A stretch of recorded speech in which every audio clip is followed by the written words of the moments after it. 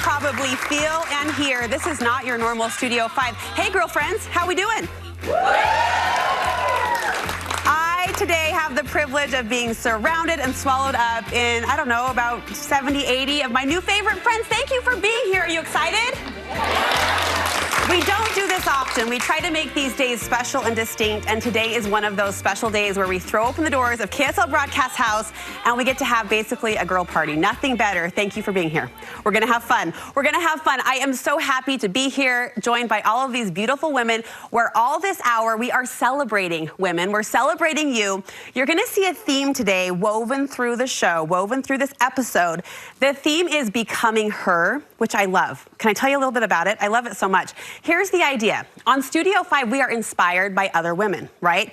We cheer each other on and we see your success as our success. It's a foundational attitude of this show, and it has been from the beginning. That's the first part of this Becoming Her theme, is learning from women we admire and letting it motivate us to become better versions of ourselves. Now, the second part is a little more introspective. We all are already her, right? We are gifted and empowered women. The hardest part is discovering that confident version of ourselves. It's a version that already exists. We just have to find it and become it. So becoming her. Her can refer to other admirable women, but more importantly, it refers to our own personal potential. So throughout the show today, we're gonna ask, how can we become her? It's going to be a great show, a great hour spent with friends. Are you guys ready? Yes. I am too. Let's get started. We are going to kick things off with something we love around here as well. We celebrate women. We love that. But we also love a good DIY project to get the creative juices going. So if a warm, inviting home is your goal, my first guest this morning says an ottoman does a better welcome job than just your standard coffee table. But what if you could have both options in the same piece? Well, she nailed it, literally. With some simple DIY upholstery, Studio 5 creative contributor Michelle Crawley made sure that every seat and their feet had access to an ottoman in her home, and she's here to show us how to make over our own coffee table. Everyone say hello to our good friend Michelle. Hello. So we are going to jump right in, sister, to this amazing project. You say this transformation gives flexibility. So much flexibility. So coffee tables are pretty, ottomans are comfy. So you have to choose, right? Or we usually think I got to choose pretty or comfy, and I don't like to choose. You want both. I want my cake and eat it too. So I figured out a way to get both. To turn a coffee table into an ottoman. Right. It's really fun. It's a really fun thing to do. How do you know if you have a good coffee table for this project? Do you have a coffee table? I do. Then it's a good coffee table. Then we're set. Project. Yeah. Are we looking for good bones or a particular shape? If you don't already have a coffee table that you are thinking, oh, I could convert this. Yeah, you're looking for bones. So let's look at a few of the ones that we have here. Great. So this was the OG. This was the first one that I did. You made this? Well, okay, I did not. These ones I did. This one I sent to an upholsterer. Okay. Because sometimes you have time, and sometimes you're just like, it's worth spending the money. Sure. Right? So it can go either way. This one I sent to the upholsterer, but this was a coffee table that I loved, and I wanted it in the room, but I also wanted to be able to put your feet up, because I feel like when you can put your feet up, that says welcome, like you said. When people come in, and it's a coffee table, I want people to like lounge. I want them to stay. I want them to put their feet up on my furniture. A coffee table says sit up straight. Don't put your Diet Coke glass on this wood surface. Right. An ottoman Keep your says pinky finger up when you drink your tea. Right. An ottoman says shoes off, feet up. That's what the vibe we want in our homes. And that's the vibe I want. Yes. So that's why I want a place. Plus, it's a little bit tricky sometimes because ottomans, the sizing of them. Sure. Right? So you want to have one for everybody. Every feet has a seat. I like that. Yeah, every feet. So this one, what appealed to you? Was it the shape or the size? So it was the shape. I loved the lattice with the kind of knobs on them. It felt kind of tribal to me. Yeah. And we travel a lot, and we have a lot of travel things in our home. Yeah. So that was great for me. This one's more simple. This one, okay, the base down here, this actually was a coffee table that was in my living room for a long time. Okay. And we decided that room was just way too formal, way too uptight. So it was silver and it was beautiful, but painted it and it was a glass top.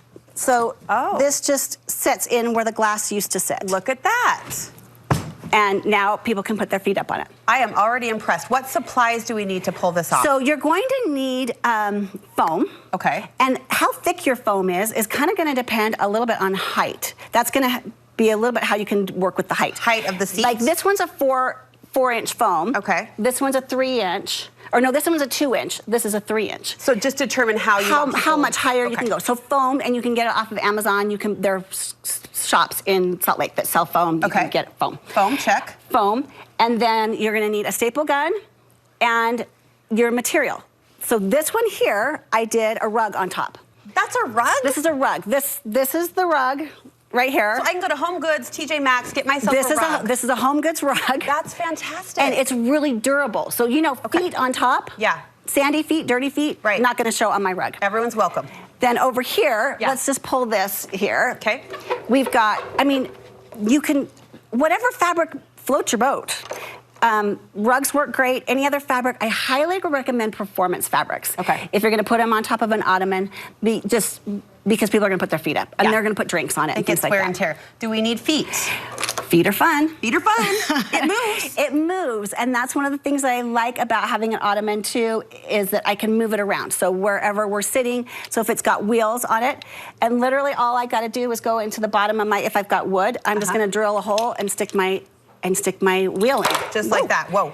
Hold it tight. Yeah. Stick my wheel in, and then I can move them. So are you screwing that in? No, it just sets. It just sets inside. Well, look at that. It's just you drill a hole. It's 3/8 inch straight in. And is anyone else as impressed as I am right now? That's amazing. It's easy. That's amazing. So fun.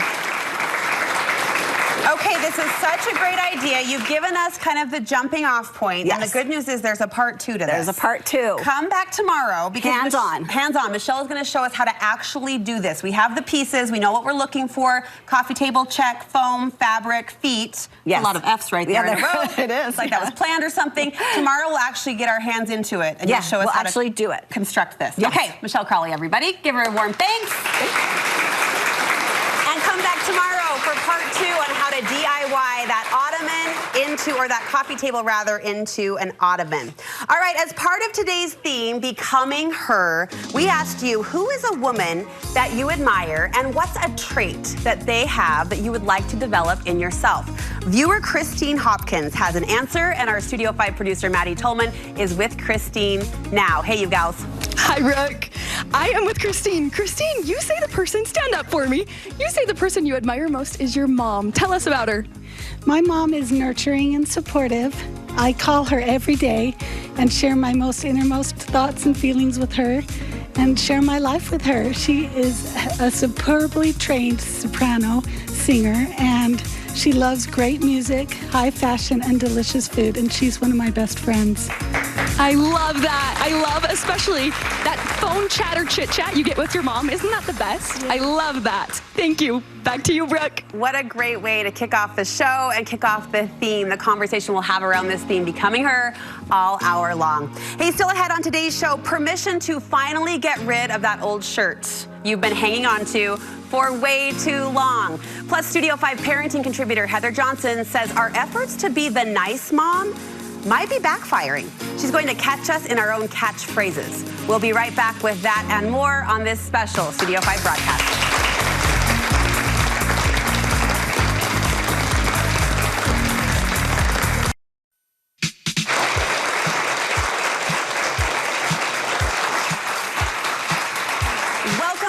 Studio 5, where I'm hanging out with a few dozen friends today who I'm sure can relate to this next topic. We can all feel this woman to woman. You know that skirt that you're saving for a special occasion? You don't know what it is. but you know one is bound to come up, right? You feel me? You feel me? Or those shoes that you love and you can't throw out, but you never actually wear? Well, today we are taking a closer look and we're making a promise. We will help you rock them, or we will replace them. Studio 5 style contributor Casey Matheny is ready to jump right in. Everyone say hi to Casey. You're so good at this. I mean, this is your job. This is so fun. To look at people's closet with a critical eye, and we become what? Emotionally attached. Yes. We can't let go. Oh, it is so hard. And coming into clients' closets, I'm like, this is gonna be tough, but we can do this together. And I mean, that's why people hire me, is we've got to rock it or replace it. Rock it or replace it. So we've selected a handful of audience members to work with, and everyone, you could just see the nods and smiles. Like, we all relate to a closet full of clothes we don't wear. Yeah. So today will be good for all of us. Let's jump right in. First, let's talk about Cassidy Kolf. She says she keeps holding on to long cardigans, and she wants to know, are these in, or is there something better? What do you say to Cassidy? Okay, we are going to replace it. Yes. Right now. Yes. Long line cardigans are always a classic. Yes. Okay, but right now we are seeing this more cropped, almost like a blazer style sweater cardigan where you've got the buttons. It elevates the look. It brings the eye up instead of dragging it down with that long line cardigan. Cute. And just look how good she looks. How does it feel? Great. Does that feel good? Yeah. And doesn't it feel equally good to have permission to say goodbye? Yes. Yes. Get rid of all of those. Goodbye to the duster. And is this considered a lady jacket? Yes, this is a lady jacket. lady jacket. And it's just as comfortable as any other sweater. It's just more elevated. It gives us that third piece, which we always say is the polishing piece. Yes. I love the gold buttons, too. You gonna rock that? Yes. We replaced it. She will rock it. Everyone say thanks to Cassidy. Good job. And we should also say thanks to our partner today. City Creek is helping us rock and replace today, so you can get all of your updates that you need from the awesome City Creek Mall. All right, next up is Shireen Carter. She wrote in saying that she's had a pair of gold shoes forever, and she feels like she rocked them back in the day, but she's having the hardest time getting rid of them. What do you say, rock or replace, Casey? We are going to replace these. We're replacing. Let's say hi to Shireen. Yes. So cute. Come on. Okay, Shireen clearly has a great style. You love color, vibrancy, and so I wanted shoes to match that. You had gold before. We're giving you this silver, which is even a more updated tone. Is silver the updated hue? I mean, I love gold and silver, but for this spring, we're gonna see a lot of silver. Okay. And then in the Mary Jane. So it's a more elevated style. And you had even said, I've got wide feet, but how do these feel? They feel so comfortable. I love them.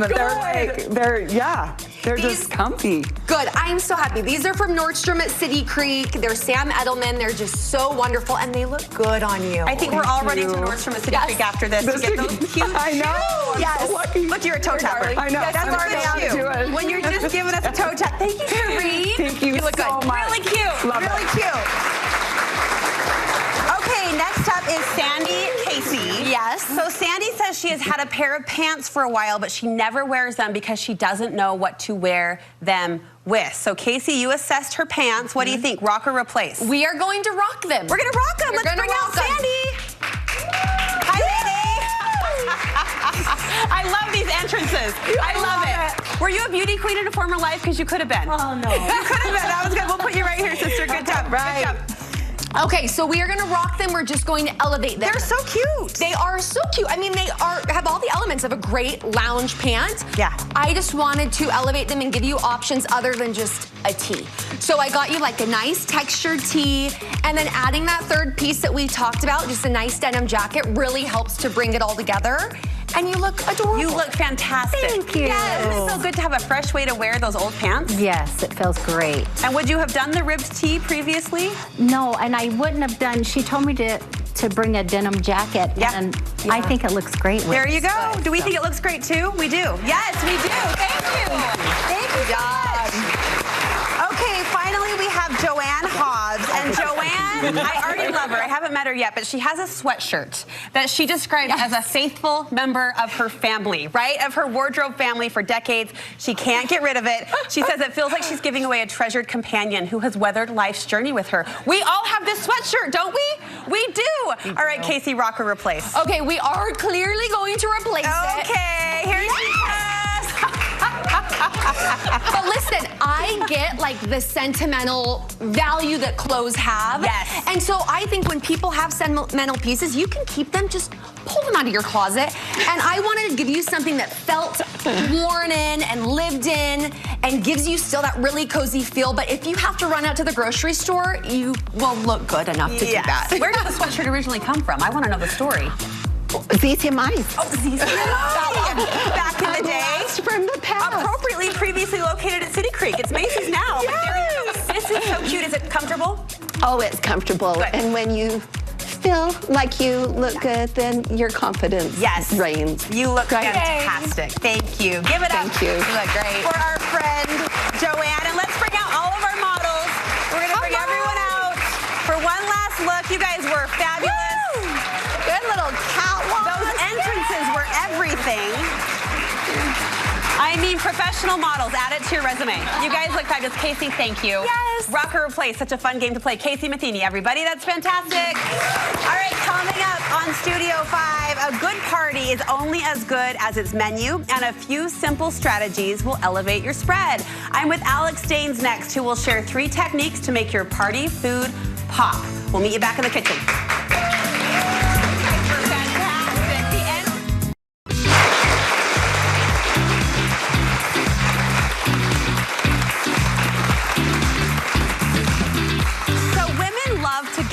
And the key to a good girlfriend get-together, we think, is good food. Am I right? Am I right? Yeah. Whether you're assigned salad duty or tasked with the party punch, you want to serve up your very best. And my next guest says there are 3 recipes every host should know by heart. We are putting our trust in our good friend Alex Staines. Everyone welcome Alex to the studio. You are a hostess at heart. And I wear that proudly because it's my favorite thing in the world. I love gathering people, and my main message is if you're gonna come to my party, the food's gonna taste really good and you're gonna go home full. And that's a party we like to attend. Absolutely. Absolutely is right. Now you have 3 recipes that you describe as your go-to, like any party, any situation. This could be a baby shower, a wedding shower, or just a girlfriend soiree. This is what you reach for. Absolutely. I feel like you have those tried and true recipes, and if you wanna impress, these are the ones that I reach for, and I have a few tweaks with each one that really take them from good to amazing, delicious. I want to make this again and again and again. Small things that make them stand out. Exactly. Okay, exactly. So first is a delicious looking orzo salad. Yes, the orzo salad is absolutely delicious, and it's so easy to make. There's so many fresh elements that I'm always reaching for. Okay. The base, obviously, we have our orzo. Now, my key and tip here is you want to add this to your salad warm. So I mean, we're not doing it today, but fresh out of the boiling water, you're gonna add it with all your other elements. And what that's going to do is it's going to have your everything wilt and melt together. So it's gonna wilt down your spinach. Okay. It's gonna warm your chicken. It's gonna just really elevate everything. So that's pretty warm here. Not so as it kind of melds the flavors a little bit. Totally. Yeah. So it totally marries them and melts them together. So we're gonna add those to the bowl, and you'll see spinach doesn't take a lot to wilt, but I honestly think it tastes a little bit better when it is wilted. Mm-hmm. And so we add that first and we mix that all in, and you'll see how it wilts. And then we have this delicious feta here that normally we don't want feta melted, but with the orzo, it almost becomes like this creamy topping to your salad. Okay, what else? So good. So pine nuts are absolutely delicious in here. We have some cherry tomatoes. My other quick tip with just salads in general, any salad you're making, just buy some fresh herbs. I don't even care what they are. So like you can grab parsley, you can grab basil. It's gonna elevate and it's gonna add that bright, refreshing pop. Mint is another great one to add to any garden, green, leafy salad. But you wanna taste something fresh. Exactly. What's in this dressing, sister? So easy. So it's like 4 ingredients, olive oil, lemon juice, and then again, fresh herbs. We have fresh parsley in there, salt and pepper. And again, when that orzo is warm and all this melts down together, I mean, it's mouth-watering. Yes. It's so easy. Is anyone hungry? Delicious. Is anyone feeling a little bit hungry? Okay, yes. It's one that's, and it's a heartier salad. So I like having something with pasta and pairing the greens because it's going to keep your guests feeling full. Chicken salad is a party staple, but you do something unique with yours. I do. So I have my cooked chicken, and then your traditional chicken salad is going to have your mayonnaise, which we love. I hope you're buying Best Foods because you have to buy Best Foods. I'm sorry. That's your fave? You have to, yes. We love a girl with an opinion. We love it. It just has to be whole mayo, not Miracle Whip. Yeah. But whipping cream. You whipped the cream? Whipping cream. So whipping cream on its own is not sweetened. We normally have to sweeten it, right? We have to add vanilla, we have to add sugar. Right. So whipping cream by itself is going to add just a light, fluffy airiness. So it's a texture to your chicken salad. Okay. So it's gonna make it creamier. It's just gonna make it irresistible. So it's not sweetened. Please don't put sugar in your chicken salad and tell them that I told you to do so, because it's not gonna taste good. But just beat it in your stand mixer or with a hand mixer until stiff peaks form. Okay. And then gently fold it in with all the rest of your classic chicken salad ingredients, red grapes. Who's gonna try that? Who's gonna try that? Isn't that so good? Yes, yes. So good and so easy. You do want to be gentle while you're folding it in because you don't want to deflate that whipping cream. Okay. But I'm telling you, your guests, when they taste it, are going to be like, why is this chicken salad the best one I've ever had? And you're going to be like, I'm not going to tell you. It's a secret. A secret I learned on Studio 5. 30 seconds. Tell us what you're doing to the lemonade to make it extra. Yeah, so many people just think throw lemons in water, right? And it's going to be good. In my opinion, it's not. I'm sorry. But I don't think it's enough. So citric acid is something that I think everyone should keep in their pantry. Okay. Because it's so easy to throw this together. So 2 tablespoons of citric acid, a teaspoon of lemon extract, and then 2 or 3 cups of sugar go into a big pitcher of water. Okay. And you're gonna have this doctored up, elevated lemon water that again is gonna be so refreshing and it's gonna taste good. And these are shelf-stable ingredients, so you can literally always have them on hand. And keep them around. Alex Danes, everyone. There you go. 3 party recipes. Elevated extra techniques and tips to make that food taste extra special. Hey, before we say goodbye, the theme today is becoming her. Will you tell us quickly about a woman you admire? I would love nothing more. I actually wear her ring. This is my Grandma B's ring, and she is the biggest Studio 5 fan. She is like the reason that I am what I am is because she is so creative, and she's just taught me how to just like enjoy life and enjoy the little things and just make every day a big deal. She was a kindergarten teacher. Grandma B. And so she has that energy behind her. And she actually passed away last year and I miss her dearly, but I wear her ring and I honor her all the time. Yes, and we love her because we love you. It's that generational thread. Yes. We love you, Alex. Thank you so much. Thank you you very much. All right, coming up, eat healthy at the gas station. Studio 5 health contributor Mickey Everhart shares her go-to road trip snack. Plus, how to be the friend who says the right thing every time. I'm with Studio 5 contributor Heather Johnson. Next, all of that is coming up. But Alex, should we share? We should. Let's share. We share. All right, we'll be right back. We'll be right back. Absolutely. Chicken salad, orzo. What sounds good? Please do. Please do. Help yourself.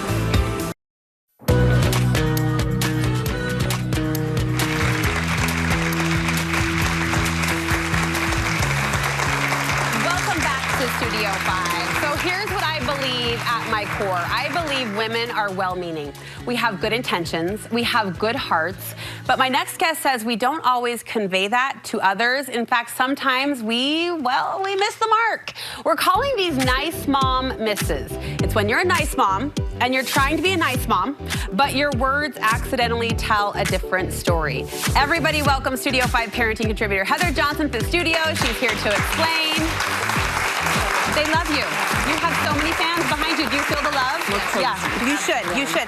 So we're not talking about blatant meanness. We are just talking about accidental slips here and there. Yeah, when we are not sure how to respond, or even more, when we respond and we think we've said something that's going to be beneficial and help, and it doesn't. It just doesn't help. Now, what we're looking for here is we want to connect, right? So we're talking about with our kids, with our spouse, with our neighbors.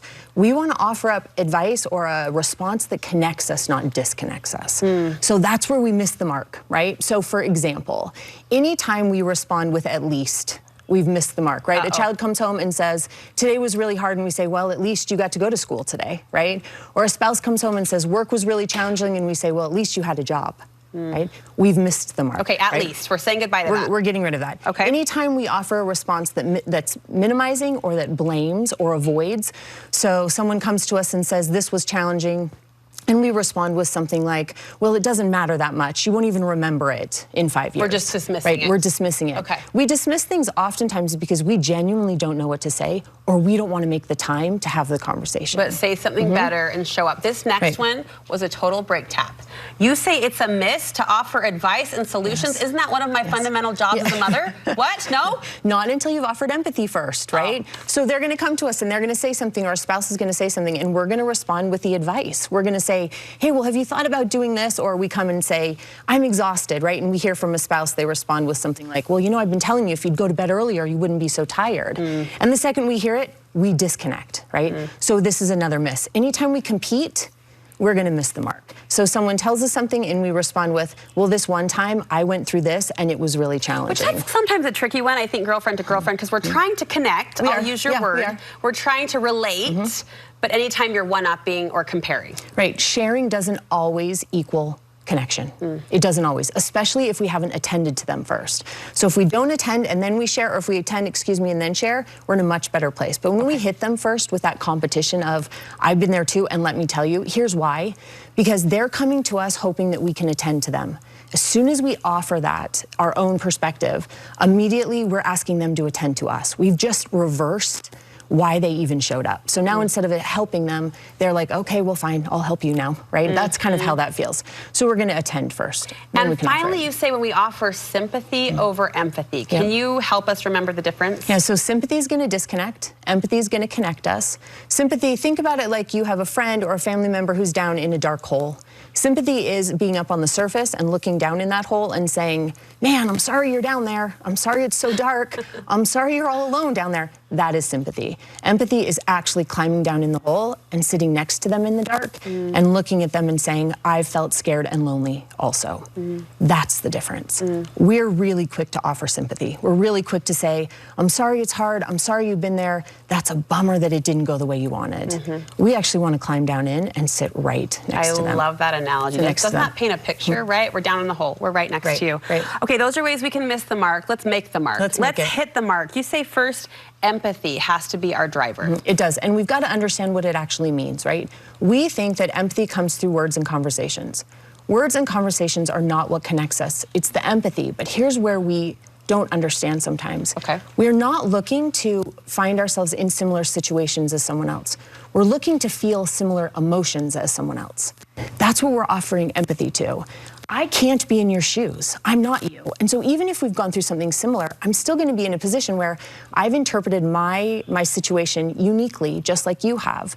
What we're looking to do is offer empathy towards the feelings you're experiencing. You felt lonely. I felt lonely too. It's the loneliness. We're going to connect over the loneliness. Yes. You've been ecstatic. Well, I know what ecstatic feels like. And so I can offer empathy. The empathy connects us through the emotion. And you want us to make that empathy tangible. How do we do that? So let's look at the anatomy of what this looks like. I want you to be able to do it, right? We want to be empathetic towards people.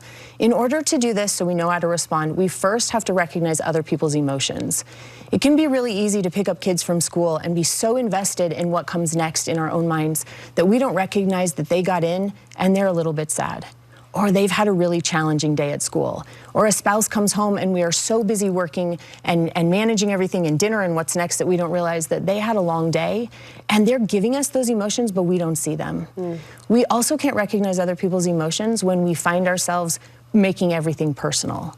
So when someone says something to us and I decide to make it about me, now there's no energy to give towards recognizing how they're feeling. So we've got to recognize their emotion. Another thing we need to do is we need to take on their perspective.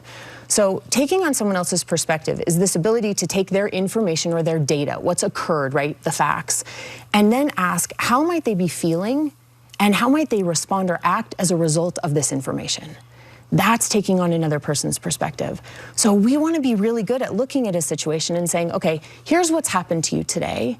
What feelings might you be experiencing? And even more, how might you act given that that's how you felt all day? That's that perspective taking. From there, a couple other things we can do. We have to make sure we don't judge if we're going to be empathetic. If you want to know how to respond to someone, don't judge them first. When you have a child who says this was hard, we're not going to judge if it was hard or not. When you have a spouse say that they're dealing with a challenge, our job is not to figure out if it's actually a challenge. We're just going to be in the hole. We're just simply going to accept that this is what's it for them. The other thing with that is we want to make sure that we see it as their truth. If they say, again, this is hard, that's true to them. Now, it doesn't always mean it's the truth, right? Think about all the times your kids come to you and they say something to you and we hear it and we go, well, it's not that hard. It's not that true, right? We're not looking to figure out if it's true. We're recognizing that to them, it is true. We are going to attend to what's true. I love to it. them, true to them. You taught us deeply, my friend. Heather Johnson, everybody. Thank you so much. Empathy is our currency to connection. I'm going to remember that. All right, still ahead on Studio 5. When you're not hungry, you're hangry. The ultimate snacking guide to satisfy your cravings without the guilt. That's next.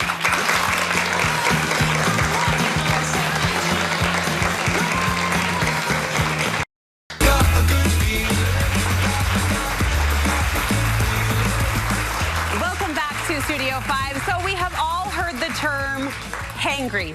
Hangry, right? We live that term, it feels like, all too often. It happens when we go too long without food and we don't have time to fix it. But when you don't have access to the ideal meal or snack, then what?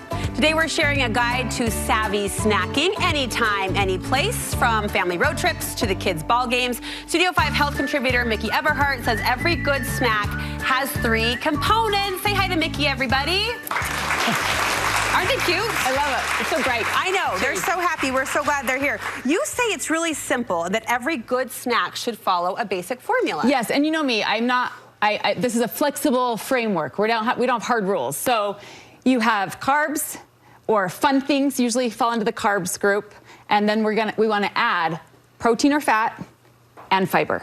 Okay. We kind of want to follow that. So if I'm just choosing one of those, we want to and something to it. So if it's just the carb, if it's just the treat, we're going to try to feather in some protein. Yes, so like if we're at the gas station, Brooke, and it's road trip, and I love a good road trip, and there's fun involved in that. So I'm not going to go in and necessarily be excited to choose carrots and ranch. Oh, good.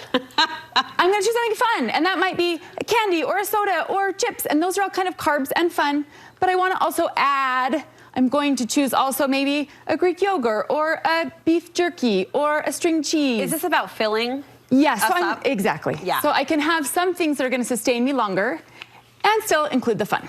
All right, next you say the hardest scenario to work with, and that is the concession stand, which you're a volleyball mom. Yes. So you find yourself near a few concession stands. Yes, and I have learned to pack my own snacks, but this is hard. And you know, the ballpark, there's some fun things about going to the concession stand. I mean, I have vivid memories as a kid doing this, and it was so fun. But in the end, we want to think through this dynamic, like what could fill this gap that could be carbs and protein and some fiber. And sometimes we're not going to get all 3 at a concession stand. So let's try and get 2. And that might be a grilled chicken sandwich or a hamburger if they're offering that, right? It could be peanuts or even popcorn, right? It's going to be carb. It's a fun. There is fiber in there too.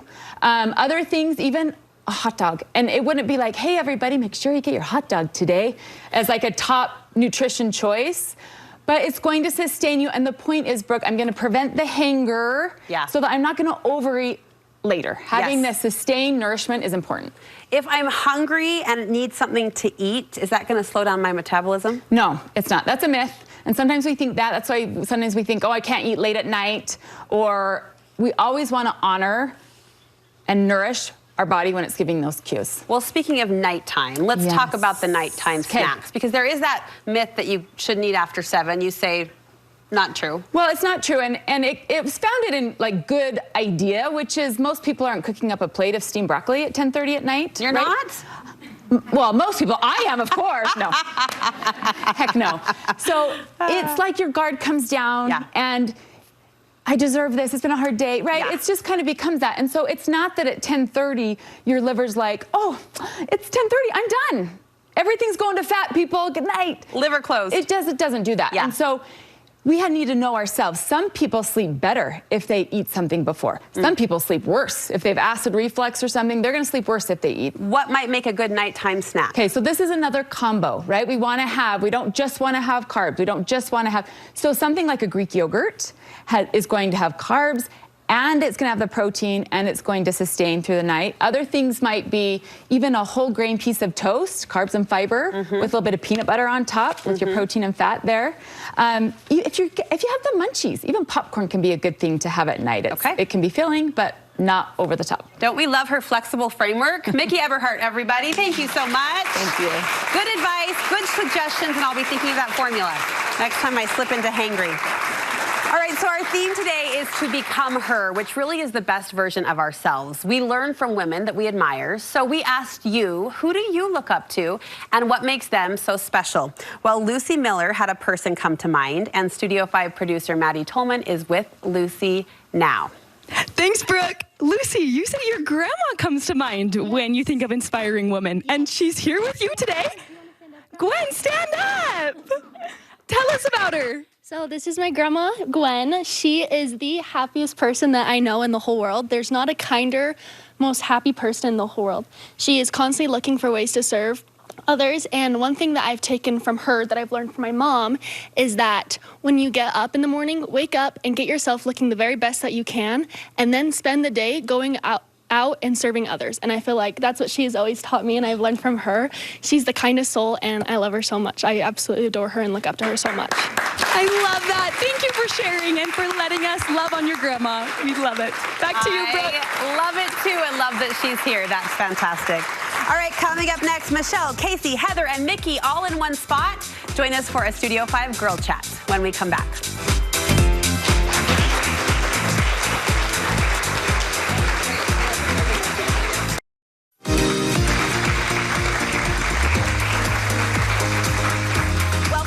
To Studio 5. So way back at the beginning, at the start of season 18, I was asked, what do you know about the Studio 5 viewer? And I had a very quick and confident response, and that was, she cares. You care about your home. You care about the way it feels. You care about your kids and your grandkids and the way that they are loved. You care about your friends, and you care to show up as the best version of yourself each day. The Studio 5 viewer cares. I know that about you, and I love that about you. Well, today we've talked about becoming her, but don't forget you are her, and others see your value. I'm joined by some of our Studio 5 contributors who will share what strengths they've seen in women close to them. And this is so fun for me because I see all of your strengths every day. We see your strengths on display every day. Don't you love these ladies like friends? I mean, it's the best. It's the best. This show wouldn't be what it was without you four. So now to level up on the ladder and see who you are looking up to, I'm just so excited to hear and to celebrate. Mickey, who was a woman that came to mind? My mom, and this is an easy one. My mom is a gatherer, and this is one of her best characteristic traits and talents. She's a caterer, and she has the space for it, and she's organized. And so she reaches out and creates opportunities for people to connect that haven't in a long time. In fact, today, she's hosting all of her high school friends, have been friends for 50 years. Some are flying in for it, and she's gonna host them at her house. She's a gatherer. That is an under-celebrated word, but it's what women do so well, and your mom sounds like one of those women. Casey, who came to mind for you? Oh, so mine's my sister, Sydney, who we got, 4 kids in the family, and she's the baby, and you would never know. She is such an intentional person, especially when it comes to like remembering our heritage and our legacy and our family. And she hangs these old like homemade ornaments that my mom made in her home, not because they look cute. They are very outdated, but because of the memories. Yes, the nostalgia. And it's just like, the only way to remember our heritage and our legacy is by remembering it, right? And acting on it. And she does that so well. The legacy keepers are glue. And every family seems to have one. And I love that you called out that strength. She's intentional. She's intentional. Michelle, who came to mind for you, becoming her? My grandmother, she has a, I'm looking up to her, but down. She's a tiny little woman. tiny little woman. Long story, but she survived the war. And she was, my grandparents are German. Survived the war. Her husband, they thought, had been killed at war. They escaped. She was a refugee. She left. She lost everything she had 3 different times, and resilient. I mean, just she's that person. Whenever things get hard, I think, you know what? She did all of those things. I can do whatever this is that's hard. Yeah. Resilient. Being able to just keep going. Resilience, and it speaks back to that legacy too. Like we have to share the stories and celebrate the stories, so we all know she did it, I can do it. Right. Yeah. Exactly. All right, Heather, who's your becoming her woman? Oh, absolutely, my mother. Yeah. My mom. Yeah, my mom is a nurturer. She spends and puts all of her energy into caring and empowering other people to grow. There is this beautiful stillness about my mom. When you are with her, it is safe and it is secure. And she is so gentle and patient in her nurturing. She is perfectly patient. She is gentle in her thoughts. She's gentle in her actions. She's patient in her offerings and her advice. She just creates a space where it doesn't matter who you are safe when you are with my mom. It's beautiful. It's beautiful. I love all the beautiful words you use. Stillness jumped out to me, though, celebrating the stillness, because sometimes it's not the still woman or the quiet woman that gets that attention. So I love that you identified that and celebrated that. And I find myself thinking, you know, everyone who's been asked this question had an immediate answer. Our audience members, I know you immediately, all of you felt so excited to share, and so lucky to have this public platform to do it. But we should do this more often, don't you think? Call out those specific strengths in women. Why don't we do that? We need to. We need to recognize it more, right? I think sometimes there's so much hurrying, there's so much going on. We don't take the time to step back a little bit and really recognize that we're all contributing such beautiful things all the time. It doesn't take long either, is the takeaway for me. That it could be a quick text or a call. And something about slipping into, I mean, we're such a casual society, and obviously when you're in these close-knit relationship, moms, grandmas, sisters, it's so comfy and it's so cozy and it's so casual. But there's something about formally saying it, I think, whether that's in a letter or even just, not a formal conversation per se, but, you know, putting structure around these sentiments. Anyway, that's my thought, is we should do that more too. All right, ladies, I love you. You're a becoming her example to me. So thank you so much, our Studio 5 contributor team. You can easily see why we love them the way that they do, and it's true. The show would not be the same without them. So thank you so much. All right, coming up next, a little surprise to share before we put a bow on this special day. Come right back for that.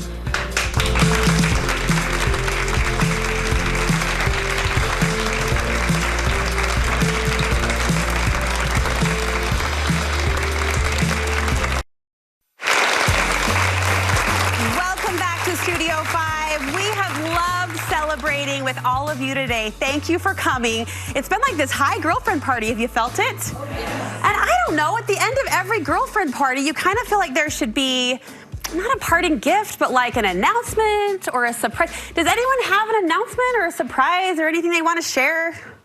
Girlfriend to girlfriend? No one?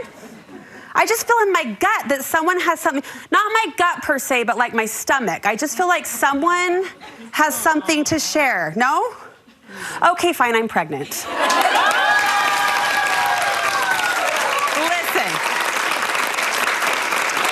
I thought I'd just throw it out, you know, girlfriend to girlfriend, don't tell anybody. But just between me and you, we're so excited to welcome baby number 5 to our family. Late November. So anyway, I won't cry, but that comes with the announcement too. I'm crying all the time. Thank you for letting me share, and my family is so excited. Penny asks every day, 10 times a day, can we take the baby out yet? I'm like, sister, you got a long summer to wait. So I promise, I promise not to make this the pregnancy show for the next, 7+ months, but everyone's like, again? Yes, again. One more. Give me one more. Thanks for letting me share, and thank you for being here. It means so much that you watch and that we get to share our lives with you, and you share our lives with us, and we love and appreciate you for that. I just said it out loud for the first time, and it felt a little scary, but also kind of good. So thanks for validating me in that, and thanks for being here. Becoming Her, our celebratory theme today. We've felt that celebration, we felt that high, and we hope you have through the screen as well. Stay close, everybody. KSL 5 News at noon is coming up next. Great job. Great job.